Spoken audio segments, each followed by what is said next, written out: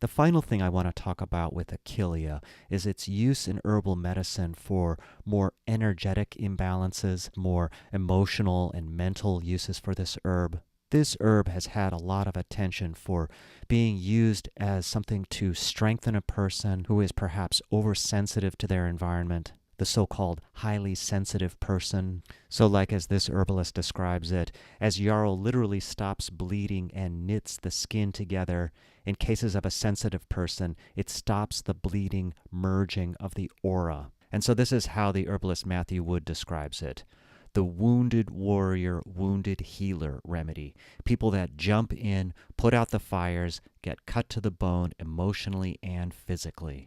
And yeah, it's very much like that hemorrhaging that's described in the old books about Achillea. It's for the warriors that get hurt. And as far as I'm concerned, that's one of the main indications to use either flower essence, tincture, or yarrow tea. So I want to describe one of the times in which I've used it in this way. So this man came to see me who was in his mid-30s and had a diagnosis of chronic fatigue syndrome, something also known as myalgic encephalomyelitis.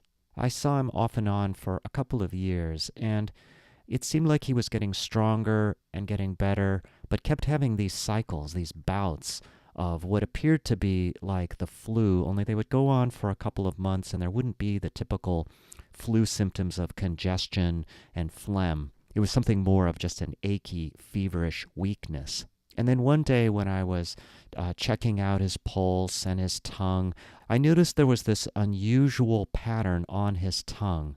It was right down the middle, like an unusual fissure that was in the shape of a feather or yarrow leaf. Now that might sound strange, but I had actually been taught about that sign from the herbalist Matthew Wood, who says that it is a specific indication for the use of yarrow.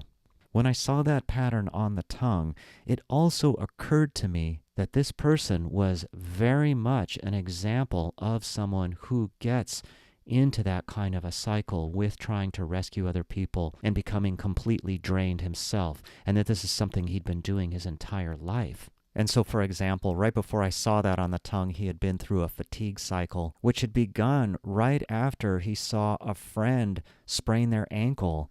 Now, certainly this would have been an upsetting experience for anybody, but for him, it is as though it had just drained out his life force, and he went through a cycle of cold sweats and fever and feeling just awful.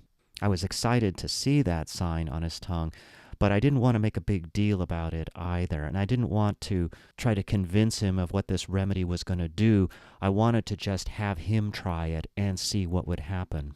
And so as I usually do, I had him try some of the herb while he was in the office with me and tell me what, it tasted like or felt like, and he seemed to like it, so I sent him out the door with a bottle of the regular tincture.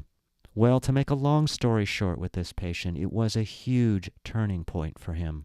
He still had people in his life that needed his help, and he was still being called upon to listen to other people's problems, but all of a sudden there was something different about it, and he told me that he no longer felt drained by that.